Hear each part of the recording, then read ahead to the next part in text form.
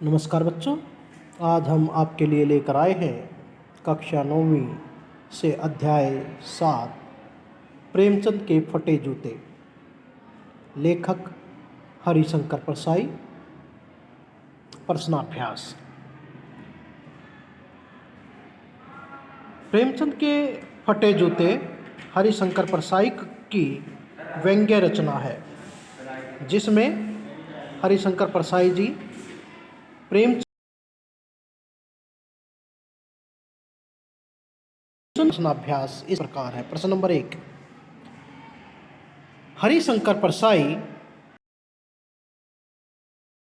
का जो शब्द चित्र हमारे सामने प्रस्तुत किया है, उससे प्रेमचंद के व्यक्तित्व की कौन कौन सी विशेषताएं उभर कर आती हैं। प्रेमचंद का जो चित्र प्रस्तुत किया है, उसके आधार पर प्रेमचंद की व्यक्तित्व की विशेषताएं। उत्तर: पाठ के अनुसार प्रेमचंद के व्यक्तित्व की निम्नलिखित विशेषताएं हमारे सामने उभर कर सामने आती हैं। प्रेमचंद बहुत ही सीधे साधे, सरल स्वभाव वाले व्यक्ति थे। वे बहुत ही सादगीपूर्ण जीवन व्यतीत करते थे। प्रेमचंद एक स्वाभिमानी व्यक्ति थे, जो अपने वसूलों से कभी समझौता नहीं करते थे। प्रेमचंद ने अपनी लेखनी से सामाजिक बुराइयों, कुरीतियों, अंधविश्वासों पर कड़ा प्रहार किया है। उन्होंने दलित, लाचार, कमज़ोर वर्ग के दर्द और उसकी लाचारी, बेबसी को अपनी लेखनी के माध्यम से लोगों तक पहुंचाया है। उन्होंने हर परिस्थिति का डट कर मुकाबला किया है। वे परिस्थितियों से किसी प्रकार का समझौता नहीं करते। प्रश्न नंबर 2, सही कथन के सामने सही का चिन्ह लगाएं। क, बाएं पांव का जूता ठीक है, मगर दाहिने जूते में बड़ा सा छेद हो गया है, जिसमें से उंगली बाहर निकल आई है। ख, लोग तो इत्र चुपड़ कर फोटो खिंचवाते हैं ताकि फोटो में खुशबू आ जाए। ग, यह व्यंग्य मुस्कान मेरे हौसले बढ़ाती है। जिसे तुम घृणित समझते हो, उसकी तरफ अंगूठे से इशारा करते हो। उत्तर: लोग तो इत्र चुपड़ कर फोटो खिंचवाते हैं ताकि फोटो में खुशबू आ जाए। ये व्यंग्य किया है। प्रश्न नंबर 3, नीचे दी गई पंक्तियों में निहित व्यंग्य को स्पष्ट कीजिए। पंक्तियां देखिए। जूता हमेशा टोपी से कीमती रहा है, अब तो जूते की कीमत और बढ़ गई है। एक जूते पर 50 टोपियों निछावर हो जाती हैं। लेखक हरिशंकर परसाई यहाँ पर जूते को दिखावे व झूठी शान और शौकत और टोपी को इज्जत, मान, सम्मान, प्रतिष्ठा, मर्यादा का प्रतीक मानते हैं। लेखक कहते हैं कि आधुनिक समाज में धन, दौलत और शान और शौकत का प्रदर्शन ही सबसे महत्वपूर्ण होता जा रहा है और इसी को अब इज्जत समझा जाता है। दिन प्रतिदिन ईमानदारी, सच्चाई, अच्छाई का मोल कम होता जा रहा है। आजकल साधारण और ईमानदारी से जीवन जीने वालों की कोई इज्जत नहीं। इसलिए लेखक कहते हैं कि 50 टोपियों पर एक जूता भारी पड़ जाता है। ख, तुम पर्दे का महत्व नहीं जानते और हम पर्दे पर कुर्बान हो रहे हैं। यहाँ पर हरिशंकर परसाई जी पर्दे के महत्व का वर्णन करते हैं। वे कहते हैं, पर्दे का संबंध झूठी इज्जत व शान और शौकत से है।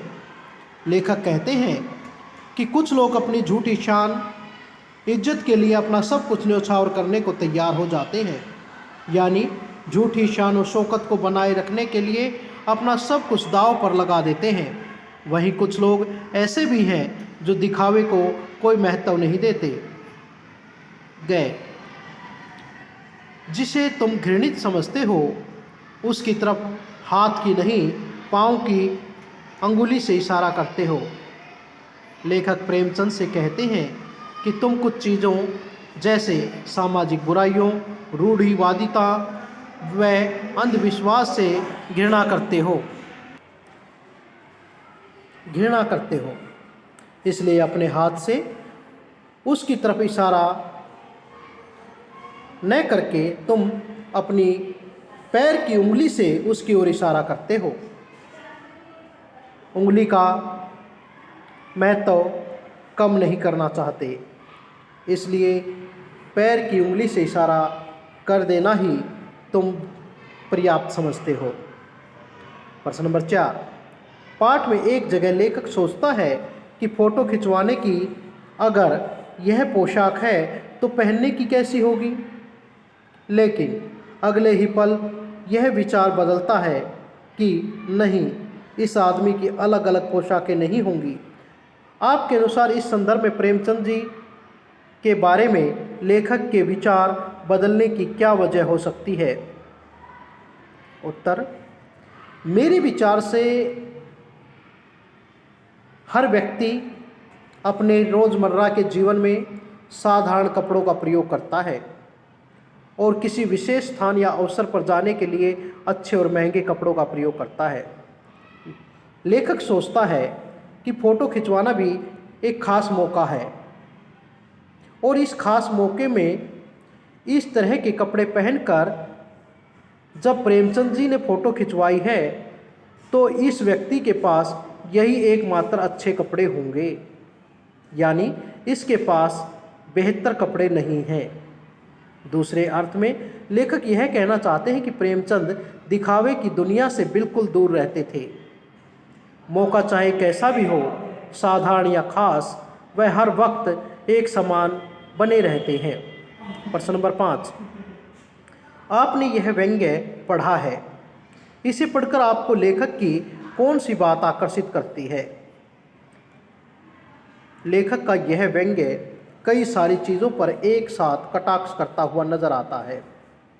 लेखक लेखन की दुनिया में एक मंझे हुए खिलाड़ी की तरह नजर आते हैं जो अपने लेख में उदाहरणों का प्रयोग कर इसे और धार देते हैं। कड़वी से कड़वी बात को भी बड़ी आसानी से बड़े ही सरल शब्दों में लेखक ने इस पाठ के माध्यम से पाठकों तक पहुंचाया है। इस पाठ में आधुनिक समाज और दिखावे की संस्कृति पर प्रत्यक्ष और अप्रत्यक्ष रूप से प्रहार किया है और पाठक के मन को गुदगुदाया है। प्रश्न नंबर 6। पाठ में टीले शब्द का प्रयोग किस संदर्भ को इंगित करने के लिए किया गया है? टीला शब्द आम भाषा में किसी रास्ते के बीचों बीच एक छोटा सा पहाड़ नुमा ऊंचा स्थान होता है जो उस स्थान से लोगों के आने जाने में रुकावट पैदा करता है। लेकिन इस पाठ में टीला शब्द सामाजिक कुरीतियों, अंधविश्वासों, रूढ़िवादिताओं, सामाजिक भेदभाव की ओर इशारा करता है जो इंसान की सामाजिक एकता व विकास में रुकावट पैदा करता है। प्रश्न रचना और अभिव्यक्ति से आपकी दृष्टि से वेशभूषा के प्रति लोगों की रुचि में क्या परिवर्तन है? आज लोग अपने बाहरी रूप, रंग, कपड़ों, जूतों, गहनों के प्रति बहुत अधिक जागरूक हो गए हैं।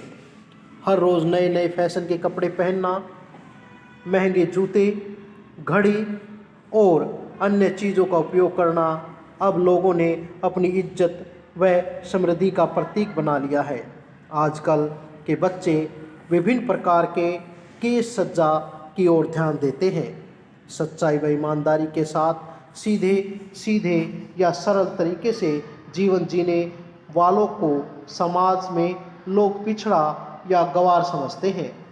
धन्यवाद।